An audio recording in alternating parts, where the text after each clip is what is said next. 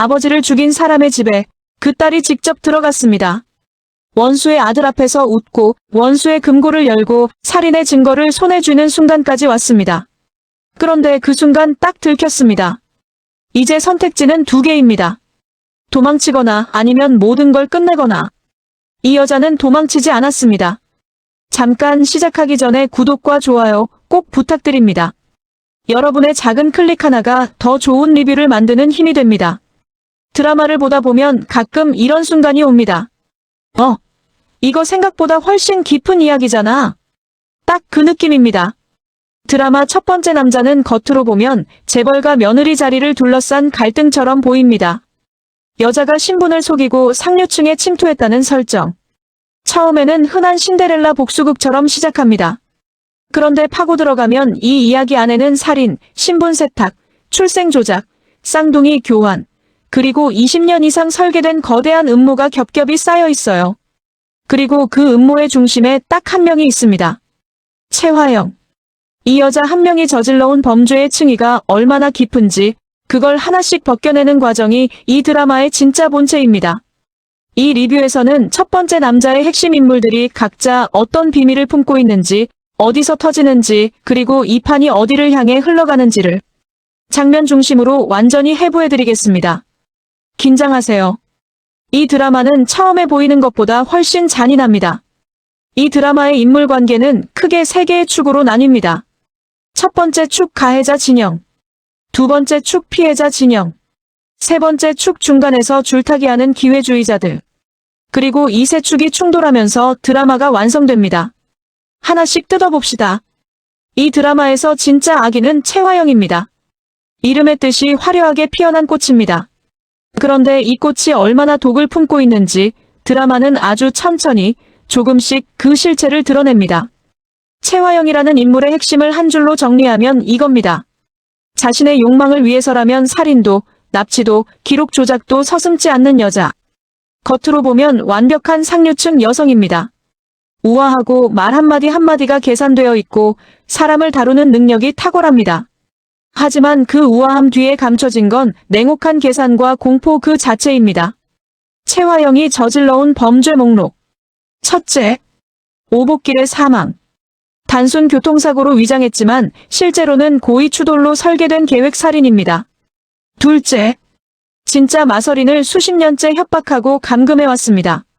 셋째, 출생 기록과 병원 기록을 조작해서 아이들을 바꿔치기 했습니다. 넷째, 오장미의 정체를 알게 된 순간 즉시 제거를 지시했습니다. 이강혁에게 내린 명령은 이것이었습니다. 교통사고처럼 보이게 처리해.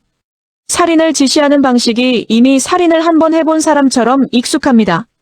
그게 이 캐릭터의 공포입니다. 최화영은 단순한 악인이 아니에요. 오랫동안 아주 치밀하게 주변 사람들 전부를 체스판의 말처럼 움직여온 인물입니다. 그리고 그 판이 지금 드디어 흔들리기 시작했습니다. 이강혁은 최화영의 명령을 직접 실행하는 인물입니다. 드라마 초반에는 단순한 충직한 부하처럼 보입니다. 시키는 일을 처리하고 흔적을 지우고 입을 닫는 역할. 하지만 그가 범죄를 계속 저지를수록 내면에서 균열이 생기기 시작합니다. 최화영에게 오장미 제거를 지시받는 장면.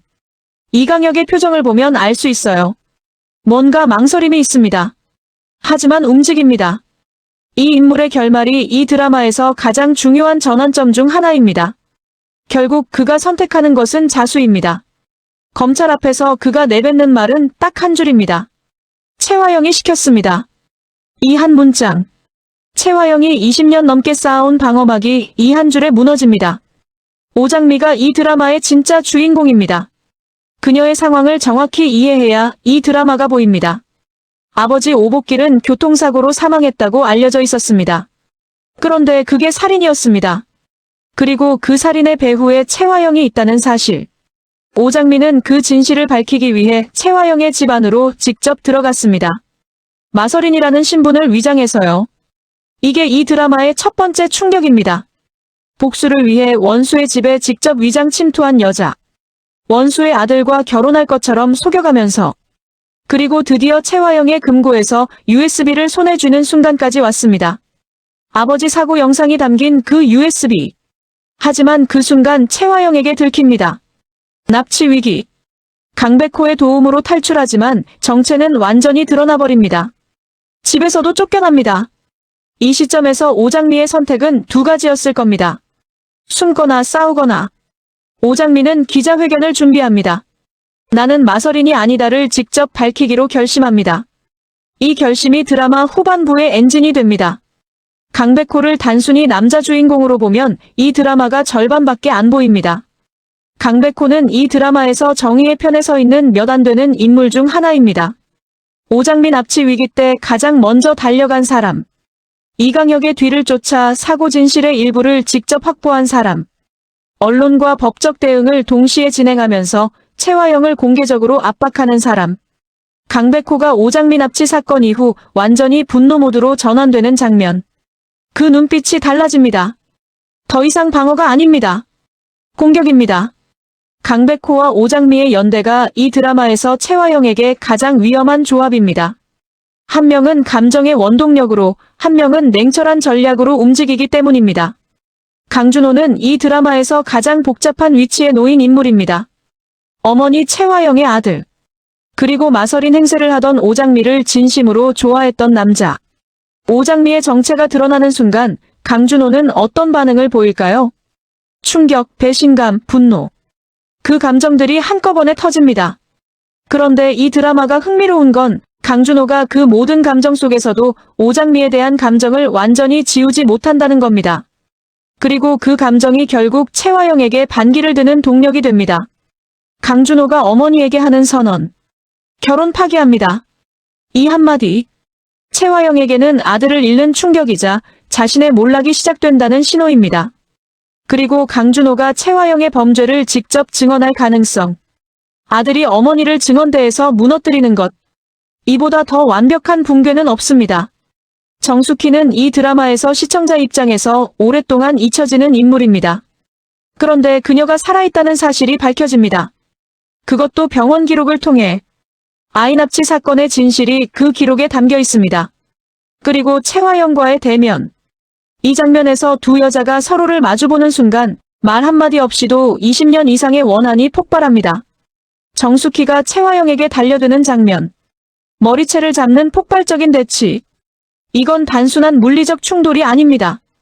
빼앗긴 아이, 빼앗긴 삶, 빼앗긴 정체성에 대한 20년의 절규입니다. 오복길은 이 드라마에서 이미 사망한 인물입니다. 하지만 그가 살아있는 것보다 더 강력한 존재감을 드라마 내내 보입니다.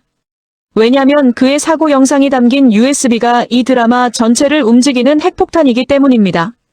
영상이 공개되었을 때의 충격. 단순한 교통사고라고 알려져 있었던 것이 고의 추돌, 계획살인. 이 반전이 드라마 전체의 방향을 완전히 바꿉니다.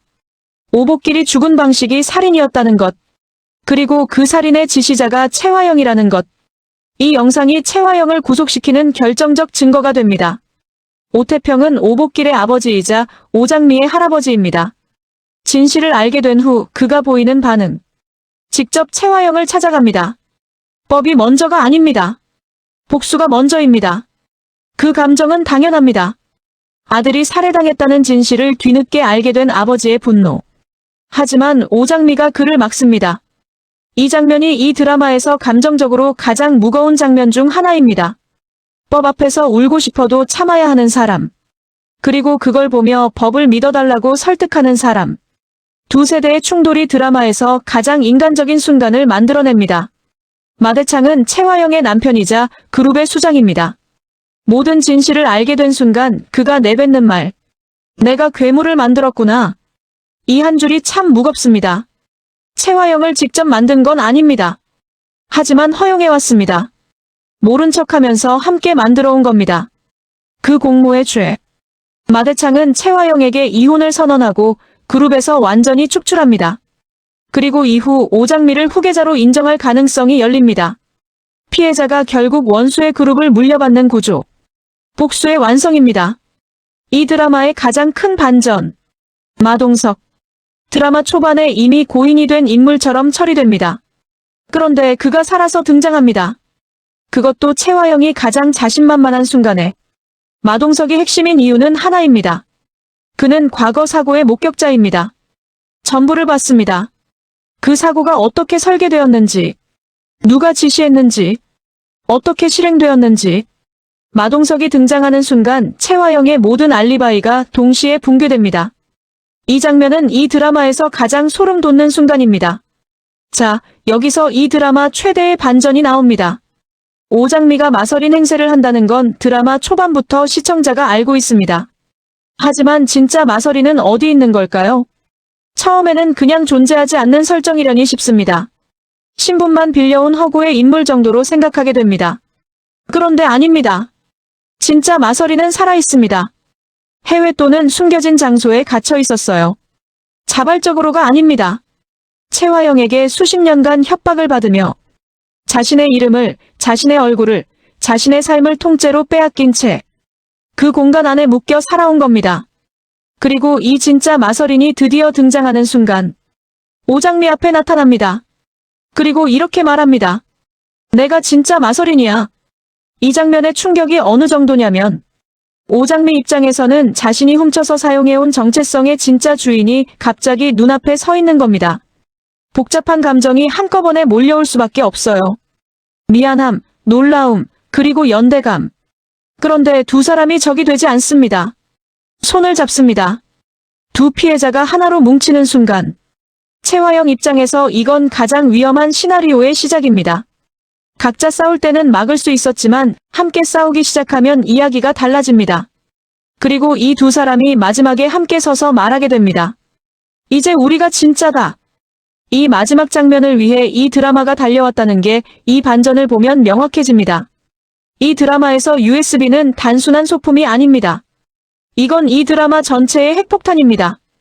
오복길의 사고 영상이 담겨 있다는 것. 그 영상이 공개되는 순간 드라마의 분위기가 완전히 바뀝니다. 내용이 뭐냐고요? 단순한 교통사고가 아니었습니다. 고의 추돌, 계획살인, 누군가 오복길의 차를 의도적으로 들이받아 살해한 것, 그리고 그 배후에 채화영이 있다는 증거가 담겨 있습니다. 이 영상 하나로 채화영이 수십 년에 걸쳐 구축해온 모든 위장이 무너지기 시작합니다. 그런데 이 드라마가 더 무서운 지점이 있습니다. USB가 하나가 아니라는 거예요. 이미 복사본이 만들어졌습니다. 채화영이 그 사실을 알게 되는 순간의 표정. 믿었던 사람에게 배신당했다는 공포. 자신이 철저히 통제한다고 믿었던 판이 이미 손을 떠났다는 공포. 그 두 가지가 동시에 폭발하는 표정. 이게 이 드라마에서 가장 강렬한 장면 중 하나입니다. 무너지기 시작하는 악인의 얼굴. 이게 진짜 카타르시스입니다. 오복길이 죽었지만 그의 죽음이 담긴 영상이 결국 그를 죽인 사람을 무너뜨립니다. 죽은 자가 산 자에게 복수하는 구조입니다. 이 드라마에서 죽은 줄 알았던 인물이 살아 돌아오는 건 한 번이 아닙니다. 하지만 그 중에서 가장 충격적인 귀환이 바로 마동석입니다. 드라마 초반에 이 인물은 거의 등장하지 않습니다. 이미 고인이 된 것처럼 처리되어 있어요. 시청자들은 자연스럽게 잊어버립니다. 그런데 그가 살아서 등장합니다. 그것도 채화영이 가장 여유롭고 가장 자신만만하고 자신이 이 판을 완전히 통제하고 있다고 믿는 순간에 마동석이 채화영 앞에 나타나는 장면. 채화영의 얼굴 변화. 이 드라마에서 제가 가장 좋아하는 장면이 있다면 아마 이 순간일 겁니다. 자신이 죽였다고 확신했던 목격자가 살아서 나타난 순간 그 얼굴에서 우아함이, 계산이, 여유가, 그리고 지배자의 태도가 한꺼번에 증발합니다. 마동석이 핵심인 이유는 단 하나입니다. 그는 모든 것을 목격했습니다. 과거 사고가 어떻게 설계되었는지, 누가 지시했는지, 어떻게 실행되었는지, 채화영의 손을 통해 저질러진 모든 것을 직접 눈으로 본 사람이 살아있는 겁니다. 마동석이 등장한 순간 채화영의 모든 알리바이가 동시에 붕괴됩니다. 법적으로도 사회적으로도 개인적으로도. 이 드라마가 채화영을 무너뜨리기 위해 가장 공들여 준비한 카드입니다. 이 드라마에서 가장 통쾌한 구간이 어디냐고 묻는다면 저는 주저없이 이 파트를 말합니다. 채화영 주변 사람들이 하나씩 등을 돌리는 구간. 이게 도미노처럼 연쇄적으로 터집니다. 한 명이 무너지면 그 다음이 무너지고 그 다음이 무너지고 채화영이 그토록 공들여 통제해온 사람들이 결국 한 명도 남지 않고 전부 배신합니다. 그 과정을 하나씩 짚어봅시다. 진홍주는 최화영 진영에서 가장 먼저 냄새를 맡는 인물입니다. 최화영의 몰락 조짐을 감지하자마자 행동합니다. 숨겨두었던 자료들, 비자금 관련 서류와 불륜 증거를 오장미에게 넘기기로 선택합니다. 배신의 이유는 의리가 아닙니다. 생존입니다. 진홍주는 마지막까지도 자신의 이익을 계산하는 인물입니다. 나는 살아남는 쪽을 선택하겠다. 그 계산이 이 인물의 전부입니다. 이 드라마는 진홍주를 통해 최화영 진영의 인간들이 결국 어떤 원리로 뭉쳐 있었는지를 보여줍니다. 두려움과 이익. 그게 사라지는 순간 연대도 사라집니다.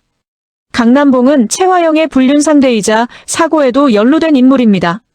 불륜이 폭로되고 사고 연루 사실이 밝혀지면서 최화영에게 짐이 됩니다. 최화영은 짐이 된 사람을 어떻게 처리하는지 우리가 이미 알고 있습니다. 버립니다. 최화영에게 버림받는 순간 강남봉은 즉시 배신합니다. 법정에서 그가 하는 증언이 이겁니다. 모든 건 최화영의 계획이었습니다. 이 한 줄. 최화영에게 결정타입니다. 배신당한 사람이 증인석에 앉아서 자신을 배신한 사람을 무너뜨리는 구조. 드라마에서 가장 잔인하고 통쾌한 역설 중 하나입니다. 영자는 집안의 오래된 비밀을 모두 품고 있는 인물입니다. 그녀가 가진 건 녹음 파일입니다. 최화영의 과거 대화가 담긴 파일. 이게 공개되는 순간 최화영이 직접 말한 내용들이 증거가 됩니다. 자신의 목소리로 자신의 범죄를 증명하게 되는 것. 부정할 수 없는 증거입니다. 자신이 직접 만들어 놓은 증거이기 때문에 영자가 이 파일을 공개하는 결정을 내리기까지 얼마나 오래 품고 있었을지 그 무게감이 이 인물의 행동에 담겨 있습니다. 돈을 받고 일하던 내부 비서. 상황이 불리해지는 걸 감지하자 도망칩니다. 그런데 빈손으로 도망가지 않았습니다. USB 복사본을 들고 갔어요.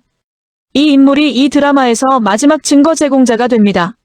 의리도 없고 충성도 없는 인물이 결국 가장 결정적인 증거를 보관하고 있었다는 아이러니. 최화영은 돈으로 사람을 샀다고 생각했지만 돈으로 산 사람은 더 큰 돈이나 더 큰 위기 앞에서 바로 등을 돌립니다. 출산 기록 조작에 가담했던 인물. 이 인물이 결국 양심 고백을 선택합니다. 아이를 바꿨습니다. 이 한마디. 모든 출생 관련 사건의 진실을 공식적으로 확인해주는 증언입니다. 이 증언이 나오는 순간 법적으로 최화영의 모든 범죄가 연결됩니다. 살인, 감금, 출생 조작, 기록 조작. 하나로 묶이는 겁니다. 이강혁의 자수는 이 드라마에서 가장 결정적인 순간입니다. 가장 많은 범죄를 직접 실행한 인물. 최화영의 명령에 가장 충실하게 복종해온 인물. 그가 검찰에 자수합니다. 그리고 이렇게 말합니다. 최화영이 시켰습니다. 이 한 문장. 최화영이 오랫동안 구축해온 모든 방어막이 이 문장 하나로 완전히 무너집니다. 나는 몰랐다고 할 수도 없습니다. 내가 지시한 게 아니다라고 할 수도 없습니다. 실행자가 직접 지시자를 지목하는 순간 이 드라마에서 최화영이 처음으로 도망갈 곳이 없어집니다. 제가 이 드라마를 분석하면서 실제로 소름이 돋았던 장면들을 따로 정리했습니다. 이 장면들은 드라마를 보면서 자연스럽게 화면 앞에서 멈추게 되는 구간들입니다. 오복길의 사고 영상이 공개됩니다. 처음에는 그냥 사고 현장 영상이겠거니 싶습니다. 그 영상에 진실이 담겨 있다는 것 정도는 예상합니다. 하지만 그 진실이 고의 추돌이라는 것. 이건 예상한 사람이 많지 않을 겁니다. 단순 사고가 아니라 계획 살인이었다는 것. 그 반전이 화면 밖까지 충격을 전달합니다. 이 드라마가 계속 이야기해왔던 것. 이건 단순한 사고가 아니다. 그 말이 사실이었습니다. 처음부터 끝까지 사실이었습니다. 이 한마디가 얼마나 무거운지. 수십 년간 자신의 이름을 빼앗긴 여자가 드디어 자신의 이름을 직접 말하는 순간 그 목소리에 담긴 감정의 층위. 이 장면은 단순한 반전 장면이 아닙니다. 억압되었던 정체성의 폭발입니다. 이름을 되찾는 순간 이 드라마에서 가장 감정적으로 묵직한 장면 중 하나입니다. 앞에서도 말씀드렸지만 이 장면은 따로 한 번 더 짚어야 합니다. 최화영이 자신만만하게 웃고 있는 그 순간 죽은 줄 알았던 사람이 문을 열고 들어옵니다. 그 장면에서 최화영의 얼굴 변화. 우아함이 사라지고 계산이 사라지고 지배자의 얼굴이 사라집니다. 거기에 남는 것은 공포입니다. 이 드라마 전체를 통틀어 채화영이 처음으로 공포를 드러내는 순간. 그게 이 장면입니다. 이강혁이 검찰청 문 앞에 서는 장면. 그 직전 표정. 이 인물이 드라마 내내 저질러온 범죄들을 보고 시청자 입장에서는 이 사람을 용서할 수 없습니다. 하지만 그 표정 하나가 묘하게 연민을 만들어내는 구간이 있습니다. 잘못된 사람에게 붙어서 잘못된 길로 걸어온 사람의 끝. 그게 이 표정에 담겨 있습니다. 오장미를 숨겨주고 보호해온 양금순. 채화영 앞에서 직접 말합니다. 이 아이가 진짜입니다. 이 한마디. 이 장면이 소름 돋는 이유는 양금순이 지금 얼마나 위험한 상황에 놓여 있는지를 알기 때문입니다. 채화영이 어떤 사람인지 이미 알고 있는 상태에서 그 사람 앞에서 직접 맞서는 것. 그 용기가 이 드라마에서 가장 아름다운 순간 중 하나를 만들어냅니다. 첫 번째 남자라는 제목. 처음엔 단순히 남자 주인공을 가리키는 제목이라고 생각했습니다. 하지만 드라마를 끝까지 보고 나면 이 제목이 완전히 다르게 읽힙니다. 오장미에게 첫 번째 남자는 강백호가 아닙니다. 아버지 오복길입니다. 그녀의 모든 행동의 출발점. 그 모든 위험을 감수하게 만든 이유. 마서린이라는 가짜 이름을 쓰면서도 끝까지 지키려 했던 것. 아버지의 죽음에 담긴 진실. 이 드라마의 주제는 복수가 아닙니다. 진실을 되찾는 것입니다. 빼앗긴 진실. 묻어버린 진실. 조작된 기록들로 가려진 진실. 그걸 다시 세상 앞에 꺼내놓는 이야기입니다.